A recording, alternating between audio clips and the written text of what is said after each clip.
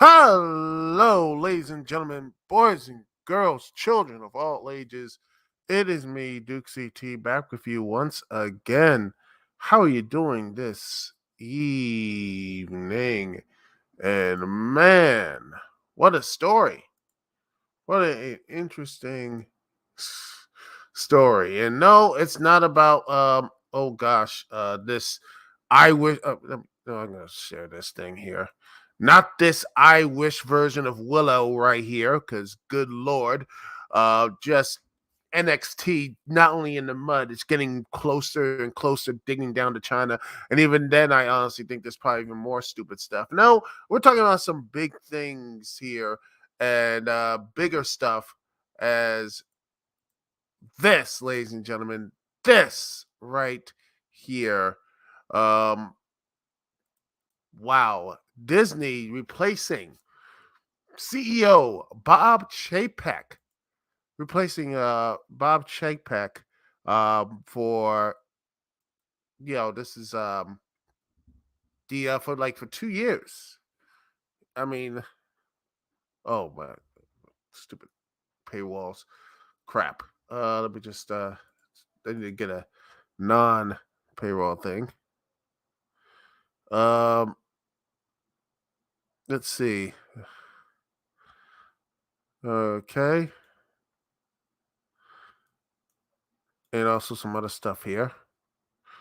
Let me just put this one right here. Yada yada yada. Okay. Read an article that actually works. Come on. Uh Here we are. Got one. Let me share this. I'm using Brave, by the way. It looks everything looks working here. Just here we are. Boom. Here we are. This is from a couple of days ago. The Walt Disney CEO company says that Bob Iger is returning to head the company as Bob Chapek is stepping down of the CEO post. Iger, who left the officially company last year. This is last year. It's set to take command immediately. The company said that he will serve as the CEO for 2 years. Yeah, and they have to say, Susan Arnold say, okay, we have to thank Bob Chapek for his 2 years under the pandemic and such. Yeah, there is no change as the board and everything else. It's just the one boss from the other.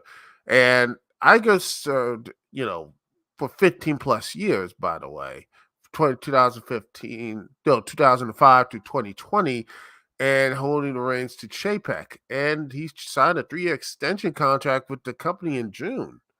Interesting, huh? On the return, Iger said that he was optimistic about Disney's future and was thrilled to return to the company. Disney and its incomparable brands and franchise hold a special place in the hearts of so many people around the globe, most especially in the hearts of the employees whose dedication to this company and its mission is an inspiration. I am deeply honored to be asked again to lead this remarkable team with a clear mission focused on creative experience to inspire generations through unrivaled, bold storytelling, he's told in a statement. I mean, this, I think, honestly, Iger did the acquisitions from, um, you know, Pixar, Marvel, and the 21st Century Fox, which, yeah, there's going to be more about this stuff here. Yeah. Um, the thing is about his almost he just came in. Chapek came in with, by the way, he was criticized for not taking a stance to the anti-gay bill under his management, which by the stock value went down 40%. Fired senior content exclusive Peter Rice and passed up a golden opportunity to get digital rights for the streaming the Indian Premier League cricket tournament. The company's registered revenue of 20.2 billion in quarter three in 2022, missed an analyst expectations by nearly $1 billion. At that time, Disney CFO Kirsten McCarthy said that the entertainment company to achieve profitability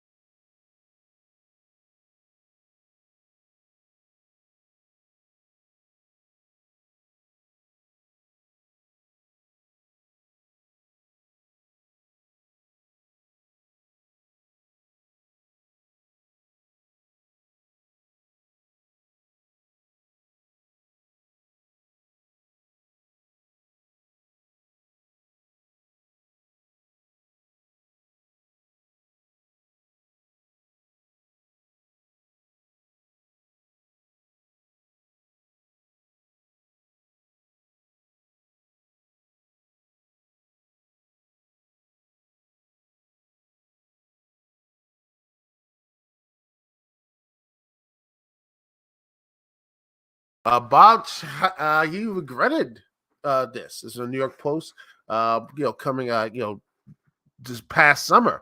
Says ex-Disney boss Bob Iger was unhappy about the way the Mouse House handled his exit and considers naming his current CEO, Bob Chapek, as successor as one of his worst business decisions. Iger stepped down as Disney CEO in 2020, just before the COVID-19 pandemic hit, came to regret his decision as the scope of the challenge facing the company became clear, according to the report. He said he was tired of being harangued by succession and said, "Fine, you guys have someone else run the business," a former Disney executive told Insider regarding Iger's initial decision to step down and named Chapek to succeed him. He greatly regretted it as soon as COVID hit, the executive added. While the succession plan called for Chapek to report to both Iger and Iger-led Disney board, their relationship showered quickly. The two executives reportedly disagreed on several key elements of Disney's business, including how the company should be structured internally, its handling political matters, and the response to the COVID-19 pandemic. This dysfunction was so significant that Iger and Chapek had their own advisory teams that occasionally competed. According to a report that cited Disney sources as and people familiar with Iger's thinking, and Disney did not immediately return a request for comment. Iger quickly shafted at Chapek's leadership style and reportedly found his successor to be a novice in responding to talent management concerns and politic disputes, such as the company's infamous contract dispute with Black Widow's actress Scarlett Johansson and the clash with Florida Governor Ron DeSantis over the GOP-backed "Don't Say Gay" law. Iger also purportedly viewed Chapek as arrogant and uninterested in other people's opinions. I mean, it's what in the business world is. He's not, that type of.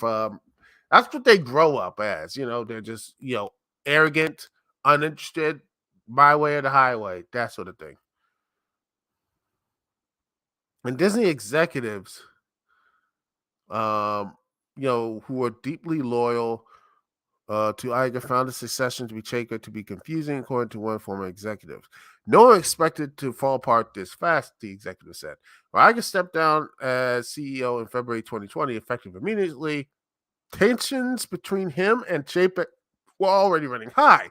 The board had expected Iger to remain as CEO through the end of the year. It was about Iger's desire to move the timeline up. And if COVID hadn't happened, none of the stuff between him and Bob Chapek would have transpired. The discord continued even after Iger formally exited his role as chairman. When Disney faced criticism of remaining silent over Florida's "Don't Say Gay" legislation, Iger publicly contracted his replacement, noting on February 24th that he agreed with President Biden's stance that it was a hateful bill. On March, CNBC, that Iger's commentated the matter had chafed Chapek. The report said that two men had a falling out and rarely speak. Tensions between Iger and Chapek remained high, with the pair exchanging little more than a cordial greeting when crossing paths at the Sun Valley Conference earlier this month. The spat between Disney and DeSantis culminated with the Florida governor stripping the entertainment giant of its special tax status within the state. Disney missteps prompted wide speculation that Chapek could be ousted as CEO, with some floating possibility that Iger could return to replace him. Funny how that worked. But Disney gave Chapek a fresh contract extension, complete with a $20 million annual bonus, and signed that he still has the board's confidence. Well, yeah, that's it. And criticism of Chapek's leadership are relevant internally because the contract extension shows that Disney's CEO still has the board backing, despite the outside criticism, and source with knowledge of the situation told the Post. The board has bought into Chapek's push for increased emphasis on streaming services since taking over as CPO, with rapid growth for Disney Plus and other properties, the source noted. The focus of the company is really moving forward in executing against his vision, the source added. Early on, there was a lot of questions and negativity around Iger as well. I will put some of this in the category of the transition of one CEO to the next. Yeah. Well, This is again a very interesting thing. 11 months in, and like you said, like I put out here, they this was boiling up, and now Bob Iger is coming back. Iger is coming back with a lot of people fanfare, a lot of happiness, a lot of joyous occasion. And when you have, this type of the this joyous occasion, and I'm looking at this personally, I think there's a bit of some issues here. One, the major issue of all of this, ladies and gentlemen, is the fact, I mean, this type of a turnover, and he has to, doing this whole looking for successor again. Who are they going to pick up this time, and hopefully, um, you know, to help everything out? Because right now, things. I mean, you look at, say, for example, the streaming stuff. It's not going. It's not looking.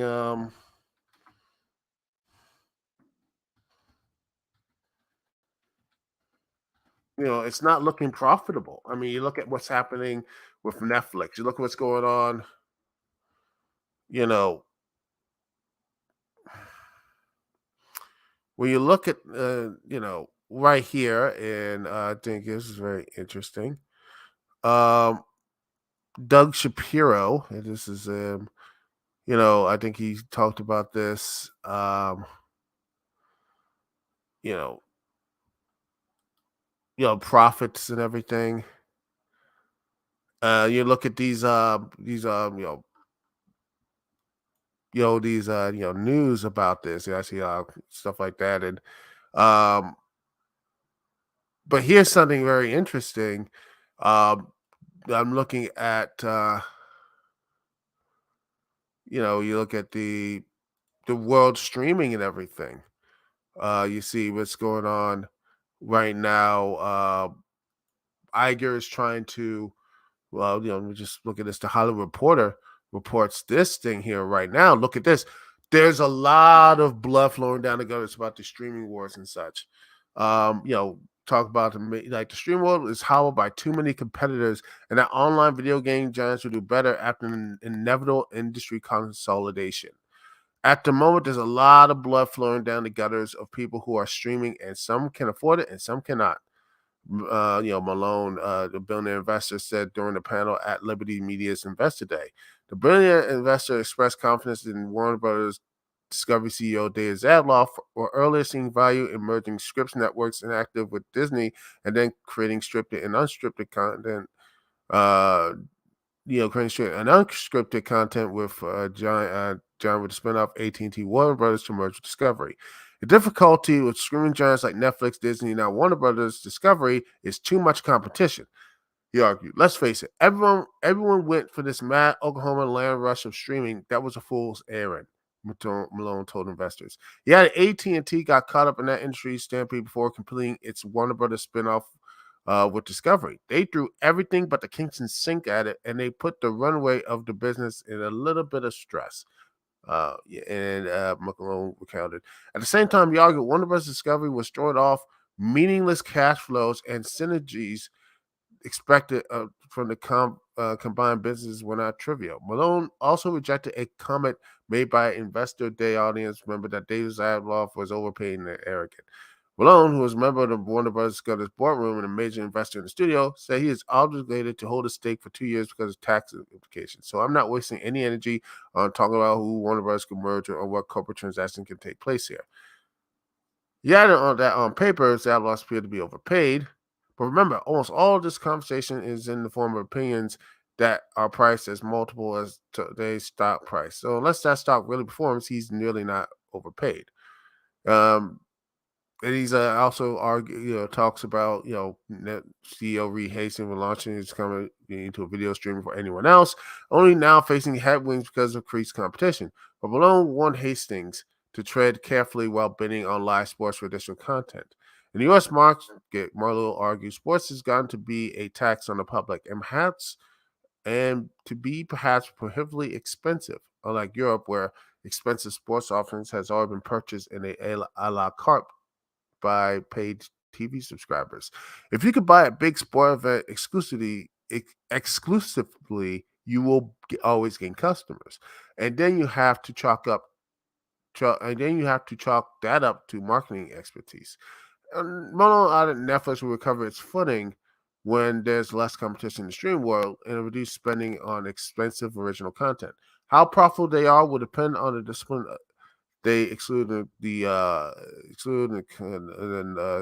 terms of controlling their costs and keeping their expected growth rational and not throwing too many Hail Mary passes. Yeah, the stream world is going to be in a bit type of stuff. But then, like, let's look at this right here. Is he's trying to, Bob Iger right here.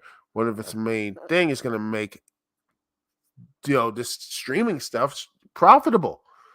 It's lost money. It lost, the losses double. Disney Plus is a sport. Yeah, it spends heavily on content, but it doesn't bring in anything. It doesn't bring in, and that's why they're raising costs, and that's going to bleed into other subscribers at this point. The streaming, I honestly think that people looked at Netflix and they said this was the best way to do it. Now there's all this competition, not just Netflix. We got Amazon Prime, BritBox, Paramount Plus, AMC Plus, Disney Plus. You have Showtime. You have HBO Max. You have countless and countless other streaming services all buying for the dollar, and you sit there, you're like, wait, how many of these things I'm watching and how many of it is actually this type of stuff? Because a lot of people aren't going to sit back and watch these things. People make fun of talk about cable and everything else. you know cable is like no one watching, but I think that the issue is that you have all this choice, but now they're being situated like Netflix got so much positivity and love because you had everything on there for the most part. Now everything is. I mean, heck, I remember watching like full Red Dwarf episodes. You can't see that on Netflix. It's on Amazon Prime or Tubi and all this other places. It's segmented. It's segmented on these places. These now they're segmented on Disney Plus. You can't watch this movie. You have to go on this thing or that thing or this stuff or that stuff. It's all these things. And now they're gonna try to do this as Disney Plus has been a sore spot for the media company, and now ESPN does another target for deep cost, including a review of all the upcoming sports rights. That's why they're looking to basically start looking at other stuff. I wouldn't be surprised if hockey might get get the axe, because not just all of the controversy that it's been courting for the past couple of years and such, but also it's not drawing any eyes to the product. I mean, hockey is not a draw. No one cares about hockey. No one. It's a niche product, a niche sport. And honestly, I wouldn't be surprised. Just like, are we paying like 800? Wait, why are we paying this much money for hockey? And where no one watches, in significant fashion, I wouldn't be surprised they're going to take that ESPN deal will be the only ESPN deal for a long while. They might just cut that off, same as the NBA and whatever. So yeah, this is this is another issue about the 2-year contract. It's going to be enough to transform the business and find a successor. You can't. That's what I don't think that's going to be an issue with Bob Iger's return. They say, oh, they're going to repair all this stuff, and oh, he's going to do this, that, and the third. No. The thing is, you gotta find a way to actually transform the industry, not just transform it, but find another successor, and that could be another Chapek situation. And if that's the case, the Iger comes back again. Who are you gonna actually sit there in 2 years? You're gonna have to, groom a successor and try to actually make streaming actually profitable. I mean, that's going to be exactly. Dan Ives talks about this, saying managing director for Webbush Security says Disney bringing back Iger accepts. He's quote, "I think he understands the company basically better than probably anyone on earth. He has instant credibility, but this is not going to be easy. I mean, this is going to be a turnaround story for the next 12 to 18 months. And similar when Jobs took back over Apple, I think Iger faces the same some difficulties ahead. But ultimately, this is his baby, and he, I think ultimately saw what was happening, and really the clock struck midnight. It was time for him to get back in the pilot seat, and shares are up and all the stuff. But yeah, I don't know. It's gonna actually help. I don't think getting rid of the woke joke. I don't know, man. I mean, heck, I don't know. People, you know, maybe that is. I don't know. I just don't think it's going to actually really change much. Woke junk or whatever. I don't think it's going to really change much at all. But the thing is, ladies and gentlemen, is that when you look at what's going on, you see what's happening. At the end of the day, you this the Netflix stuff and all this stuff, the streaming. This is going to be the real test for him. This is going to be the true test for Iger, Disney, and all these other industry insiders. If they fail here, I don't know where Disney goes. Is he going to have to stay there longer than 2 years? I honestly don't think he's going to be. I wouldn't be surprised, you know, next quarter or like in spring of 2023 or like the quarter three or the summer, he's going to be extended again. He's probably going to be there for another 3 or 4 years because you can't do this in 2 years. I don't see him. I don't see Bob Iger, trying to fix streaming in Disney Plus in one hand and also finding a successor that he actually likes and actually wants to build up in the other. I don't know. And that's going to be a very interesting time for the next 2 years. I think he's going to be extended again to really help. I think he's going to get extended because one, he needs to fix streaming, which I don't think is going to be fixable. I honestly think the one problem that he really messed up at, and I truly believe this, is that 21st Century Fox deal, and that Fox deal where Disney just basically consolidated, bought all not just rights to Fox, all this type of stuff, but theaters and everything else.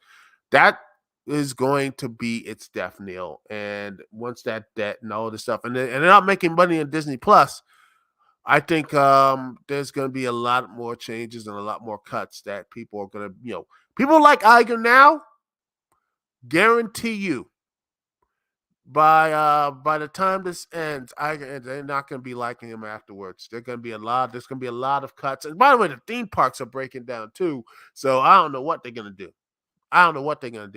But it's going to be very interesting. And it's going to be very interesting in the next couple of weeks and the coming months and the years and this whole thing. But that's just my thoughts on that. I think there's going to be a lot more things coming down the pike.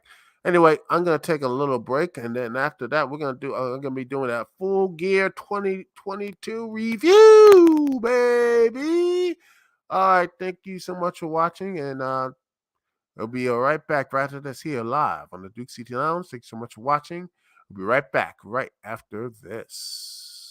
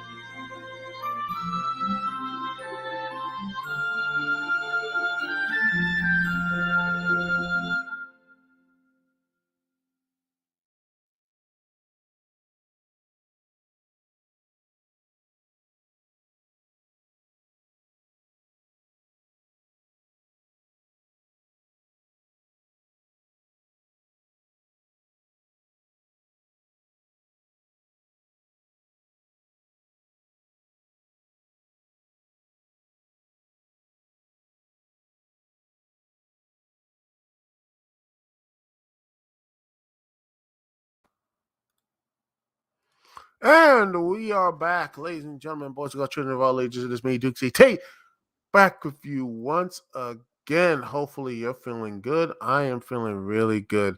Oh wow, man! Let's start off with this big review of AEW Full Gear. Okay, let's get this one right out of the way. I believe this was the first match. I'm just gonna share this thing. And here we are. The Factory versus the Best Friends, uh, Orange Cassidy and the very evil, very mysterious partner, and Rock Romero. Fun little 5-man tag, no 10-man tag or whatever. Fun match. Lee, one, just doing really well. I love his yeah, I think he fits Factory well, and I can't wait to see um, Big Shotty Lee. Um, I can't wait. Lee Johnson. I can't wait to see him being used more because I think more he felt more of a heel, and I think he's gonna really explode with the Factory. And with that type of build up there, I think he's gonna be really good. Because I think his character does have more healer side of him in the Factory. Him appearing with the Factory, pretty much, it fits good and everything. So yeah, it was fun seeing that evil version of Danhausen shows up, take out everybody. It was nice, a nice little, good little warm match. Next though, this was actually, really good. Just get this one here. The next match, Brian Cage versus Ricky Starks. Good stuff here. Got the crowd excited. I really wish this was on Rampage and such, like instead of here. But overall, I really did like this match. Both men have really good chemistry. Both men did a really good. I did like the Brian Cage. Again proving that how athletic he is, and Ricky Starks fighting like that. That store baby face and such that in peril, like he was choke slammed multiple, taken out by Lance Archer, but now he's like again, but he's fighting again, injured and everything else. But he picks up the big victory against Brian Cage. I would give it like say a 7 out of 10. Good stuff here, fun match. I wouldn't mind this. These guys go again. I think I think these two will do a great job, and I can't wait to see Ethan Page versus Ricky Starks. I think that's gonna be a very interesting match coming tomorrow night. And then we get to honestly, you want to talk about a great start to the show, ladies and gentlemen. You want to talk about that? Let's talk about this match here. Oh boy, this one right here. Man, these two, ladies and gentlemen, man, talk about just great action. I know it's not much. You're like, oh wow, did I show my screen? I'm sharing the screen here. I didn't mean to do that. Let me just share the screen here. There we are. Boom. These two right here, right here. Just I did not expect much, but man, these two went at it. The emotion, all of this here, just back and forth, exploders, tits, just chops, all of it basically based on the King's Road, which there's a YouTube series Eddie Kingston talks about. I got to check that out. I mean, why not? Over Thanksgiving weekend and everything. Yeah. Jane Akiyama and Eddie Kingston, great chemistry. I hope these two go at it again. Just really good stuff here. And after the match, Eddie Kingston felt like he's clear and focused and he's ready to go for that world title, regardless who gets it. And I can't wait for the Eddie Kingston agenda I'm pushing for him having. I don't care if it's one day or if or forever in a day. This man needs that AEW World Title run. I am for it. Let's do it. I'm for Eddie Kingston getting that world title match. All right. All right.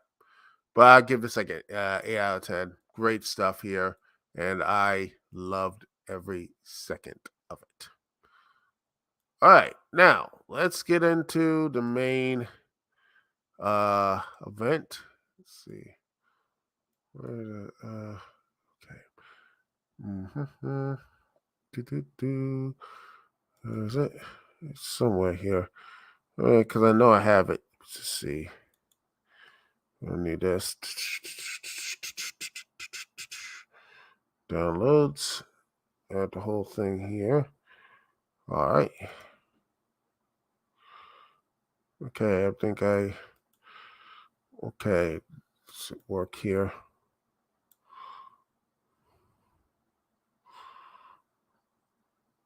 All right. Okay. All right, let's see if it works.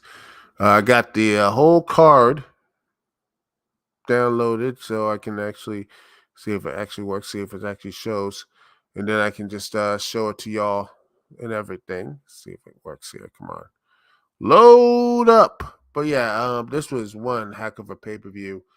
And it felt brisk. The entire show felt like a very brisk show. And it was I felt like, man, this felt like this was actually a show that paced it very well in a realignment show, especially after the stuff at All Out, which was honestly this was a lot better booked than All Out, and I think this is proof of that, and I do really really believe that this was one of the best shows that AEW produced in a good long while. And let me just see right here. Share this. There we are. Okay, I think it's working. I believe we are working. Is it sharing the window? All right. Let me just let's not try to do that. Let's see. It worked. Looked like it was working. Uh-huh. Look, it was. It was working. So let's go back and just share that from it. Okay. Alrighty. All right, we're sharing this. Okay, let's go. Let's go. Let's go. All right. AEW Full Gear, the entire pay-per-view. Let's start off with the big one. Let's start off with the biggest one here. Yes, let's start with the big match. Jungle Boy Jack Perry versus Luchasaurus in the steel cage, opening the match. Holy crap. I love this match. This was a great opening match and a great coming out party for Jungle Boy or Jungle Man you can have. Yes, and Luchasaurus just both had this great chemistry. These two great chemistry, the whole tagline, a little bit of a, uh, I think the old WF house tagline is like best friends, better enemies. I think it tagline fits both of these two very well. And I think those it just fits very well with those two. And I mean, that's what it feels like when I look at these two. The best friends, bitter enemies. These two really, really did a great job. They're bloody, violent. Jack Perry, stand best part Christian, sneak off with the key, like it's the sneak man, just swoop perfectly, open the cage door to get all the plunder in. And honestly, I loved that. I was like, yes, I love it. It was really good. And I thought that the again, everyone it felt really good to really get the crowd getting excited. The best moment was, I believe, probably just gonna be replayed from everywhere. It's at that table spot. It could have gone worse, but I think it fit in perfectly. Didn't get it all the way, but it got him perfectly there. And Jack Perry just hitting the snare trap and just making this black blood coming out of Luchasaurus. Pick up the victory, and that's it. But then again, the record is 1-1 as Luchasaurus did pick up the victory there. So is the feud over? Who knows? Who knows? As Christian is still there and he wants that match with Christian. So Luchasaurus, I think this thing is going to continue on with the added gimmick, maybe another gimmick match, not just a steel cage, maybe last person standing. And the winner of that, by the way, Jack gets Christian. Jack Perry gets Christian. But I do like the fact that in both Full Gears, last year and this year, Jack Perry continued to take steps. Him with that great false count anywhere with the super click, that was really good. And Jack Perry taking steps to get to that position. I do like the fact he keeps growing. And I would not be surprised, ladies and gentlemen. Full Gear, I'm going to mark this down. Mark it down, ladies and gentlemen. I'm making this a prediction right now. Jack Perry will win the AEW World Championship at Full Gear 2023. That's what I believe. A full year of what the champion is, Full Gear, Jack Perry wins because he seems to come out at Full Gear. You build him up that way. Next up is the Death Triangle versus the Elite. And man, that entrance, great entrance, great way to get everybody into it with the Elite and Wayward Sons. And that was really good to really bring that the Elite. And also the Foxy and Punk chant, which is hilarious. And, good stuff there. Oh, gosh. And I don't really care if this is not professional. Like, look, it's there. And you can't just deny it or whatever. I mean, you can't really deny that stuff. But anyway, the trios match, I did like the story being told that, Phoenix, like, okay, you're not going to use the hammer, doesn't. But then, wham! Penta was okay with the hammer, distracting referee and everything. But then later, and then bam, at the end of the match, which was, really good. Both teams, great chemistry. Lucha Brothers and Young Bucks are great. Pac and Kenny are great. These teams are great. And then, I love the fact that, the hammer right down to the head of Kenny Omega, picking up the victory. Phoenix looking just so shocked and but then hopefully this story will bring out, and I don't know what it's going to be about, but then again, having the 7-match series, which I wish it was just a best of 3, I think it would have been a lot better. Consolidate that, man. You don't need that much stuff. Trust me. I think the world would be a little bit better if just shorten that stuff out. But hey, I could be wrong. Anyway, we get into the next match up. Is Jay Cargill versus the TBS champion versus the false TBS champion. I just like the entrances of both. The low rider from Nyla Rose and Jay Cargill with the Chitara gear and such, which is probably the best use of the Thundercats IP in such a long while. And it was a match. it was a match. There was some some stuff there. Heel versus heel.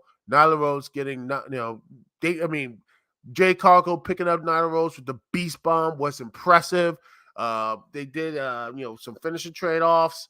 But in the end, Jay Cargill picked up the victory. I give this like a 5 out of 10.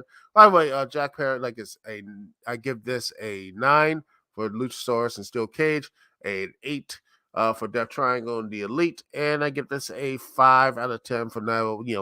Just for that, I would give it a 6 because it bumps up a bit for the dice and the synchros there. And then you get the Ring of Honor World Championship matches. Danielson and Colin Castagnoli, Sammy Guevara in his Hercule outfit, which is just I wish Chaozu was can come out of the TV and just beat him down. I would pay money for that.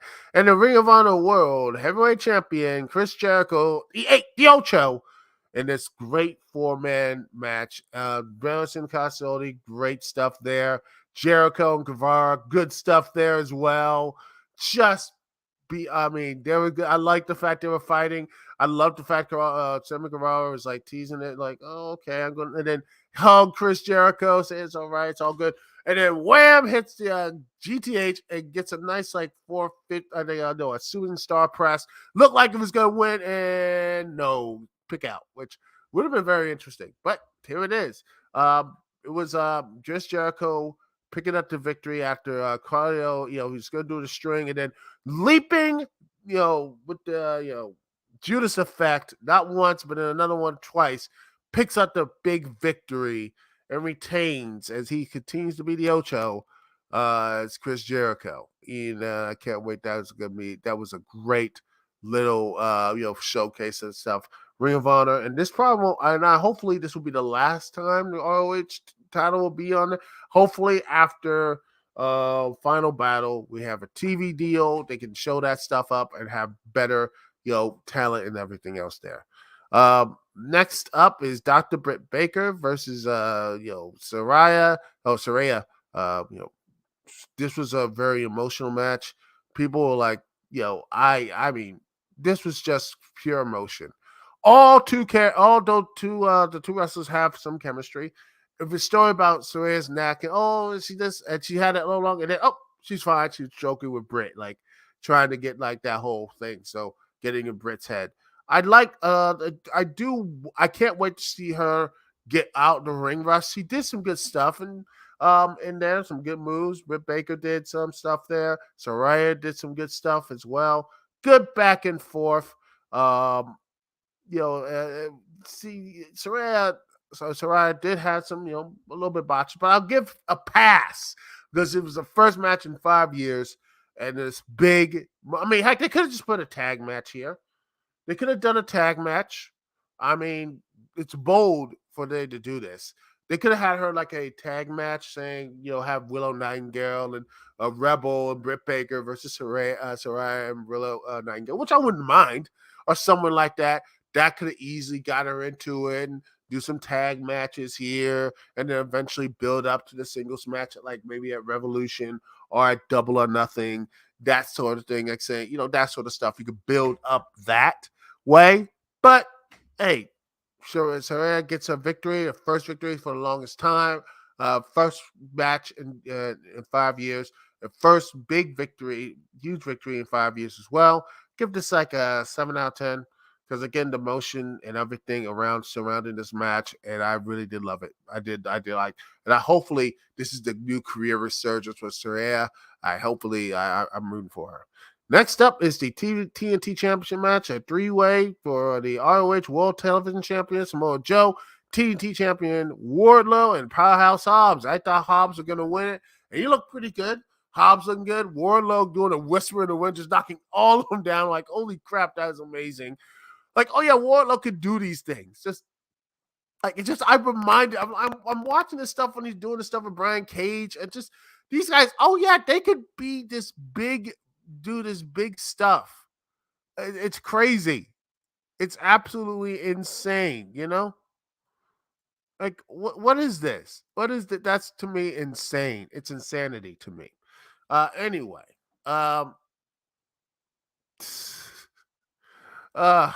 These two, I like Powerhouse taking out Samoa Joe, running at him and just taking it out that way. Then you just look like it was Hobbs and Wardlow going at it. Then Wardlow power bombing Hobbs multiple times. It looked like it's over.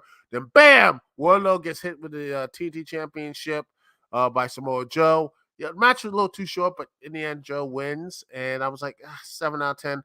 I wanted to be more of I wanted more, but it was like, yeah, I expect Final Battle. I think Wardlow beats beats Joe for it, and then they do a nice little one champs for the finish. Wardlow versus Joe at Final Battle for the TV Championship. Then he gets the TNT title. It's just like, we could build it up. Looks like we're gonna, that sort of thing. Or maybe Powerhouse Hobbs will take that TV championship. Maybe it could be like that WrestleMania 16 thing where Joe and Hobbs and Hobbs and Wardlow get respective belts. The ROH Championship goes to Hobbs, and Wardlow gets the TNT Championship back, and Joe gets nothing. So maybe they're building that up, that sort of thing. I can't wait to see that. That'd be interesting to see. Next up is the no contest, no disqualification. Sting versus Sting and Darby Allin taking on Jeff Jarrett and Jay Lethal. And oh my goodness, I didn't know what to expect from this match, but man, I am happy I saw it. Who would have thought Jeff Jarrett would be in an AEW ring? I didn't see it. But yeah, it was a fun match. Both teams have good chemistry. I like the fact that even though it was a no disqualification match, they still had to respect tags. They had to tag people in and out. It's hilarious. And Darby Allin moving around, Sting being hiding behind that Sting mask, which is hilarious. Jarrett, with the guitar, just knocking down Darby. You'll have him Saturn Singh catching Darby and just tossing him around, choke slamming Sting. Sting doing another crazy dive. Jay Lethal doing some good stuff as well. At the end of the day, well, not surprisingly, Sting and Darby Allin pick up the big victory. And honestly, when are they gonna get that tag team title runs, man? I'm just waiting. I can't wait for seeing that. Next up, speaking of tag championships, let's talk about the tag team title match, AEW World Tag Team Champion match as the Acclaimed take on Swerve and Our Glory. And man, this was a fun match. Both teams are good chemistry. The action was good. The fighting was on point. And I love Swerve's psychotic way of getting the championship. Doing everything he could to legitimately do this for his team. And Keith Lee not really saying this is not the way to do it. Heck, getting the pliers, and then just like he's about to do it, and then bam, he slapped him down, and they're like, no, we're not doing this. I know I am the cheat code. I could win this match by ourselves. We're great. And then Swerve slaps him. And then he says, okay, you know what? Screw this, and leaves. And the Acclaimed pick up the victory in pretty much a handicap match as they retain in a fun match. I give this an 8 out of 10. Great stuff. I love this match. Next is actually the winter. I'm calling this AEW Women's Champion. Screw Tony Khan. Tony Storm and Jay Hater, my match of the night, and it is my match of the night. I would say that, but I mean, I think the steel cage match edges it, but this comes really close. Tony Storm, Jay Hater, not just great stuff overall. Both of these ladies have great chemistry with each other. Their action was on point. Tony Storm getting like a nose busted, still coming back from multiple things, showing that babyface fire. The stuff that I like every time I look at this, and it's like, this is the same woman who was looked like a year ago around this time, was looking like a punk to Charlotte Flair. And I'm like, look at this. This is Tony Storm fighting like this right here. This is what people wanted to see from Tony Storm. And she has performed so admirably. I love this from her. And I can't wait to see more. And to have this Tomb of Reign, hopefully this is not the last time we see her holding a championship belt. Hopefully next year she gets a kick-ass reign because she proved herself worthy for having a long, she needs a long time with that strap with multiple opponents. She's great and such. And Jamie Hayter, what do you think? The haters are going to hate, but there's no haters in that. There's no haters around for Jamie. She did some great stuff. Her power, her strength, and everything. And with the help of Rebel and Dr. Britt Baker, it took everything to knock down Tony Storm. But it happened. Jamie Hayter picks up the victory. Crowd loving it. Everyone loves her. And honestly, I can't wait for the heartbreak when Britt Baker, turns on her for the championship. But overall, I did enjoy this match. 9 out of 10, just really good stuff here. I want the rematch, and I want the rematch of this match. Winter is coming. We need a rematch. Like, give these ladies, or maybe New Year's Smash, give these ladies maybe put it in a steel cage. Put this match in some type of make it a ladder match, make it a lights out match. I want to see more of these two. I can't wait to see more of these two. I love this match. I love these two wrestlers that here. So I can't wait to see more of that. And then we get to our main event, Moxley versus MJF for the World Heavyweight Championship.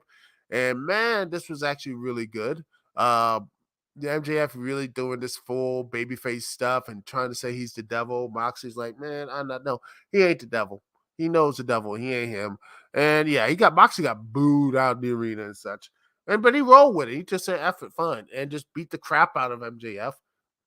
MJF kept having host spots, building himself up, messing his leg up in the end, getting power driven through a table, still getting back into the ring, showing all this stuff out. Was really good, really high emotional. And then you have, William Regal show up, tossing that, still saying, no, Max, you're not using that diamond ring. You're not gonna use it. Stop it. And then he tosses the the brass knucks, the power to punch, knocks out Mox, picks up the victory, and becomes the brand new AEW World Champion, the youngest AEW World Champion. In fact, I think he's the youngest North American champion in pro wrestling right now. A world champion right now. There's a lot of old guys holding the belt, but MJF is holding a big one, and he's only 26 years old. So that is a game changer as well. So yeah, I give this match a 8 out of 10 as well. Great stuff. Both guys had great chemistry. The emotion was great, and the ending really fits the character. And I can't wait to see the explanation with MJF and William Regal. Anyway, overall, I love this pay-per-view. There are some stuff there like, you're right. You know what? I think the triple threat match could have been a little bit longer. I think that the TBS Championship, maybe if it was a hardcore match, I think it could have been really good, maybe a lot better. But overall, I really enjoyed this pay-per-view. I give this pay-per-view a whole like an 8 out of 10. Great stuff, and can't wait to see the stuff that comes out of it. I can't wait to see the Death Triangle Elite 7-match series. Can't wait to see where Jungle Boy takes Luchasaurus up. I can't wait to see what's the aftermath of the Stories of Our Glory. Who's up next for the Acclaimed? What is going to happen this time? But who's Jamie Hayter? What are they going to do? It seems like I can't wait to see what's going to happen in the next couple of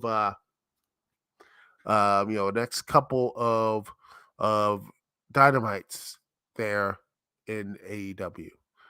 And that's it for the show, ladies and gentlemen. Thank you so much for watching. Thank you so much for being here. Thank you so much for listening to me, Dukect. Peace and love. I will see y'all when I see y'all later.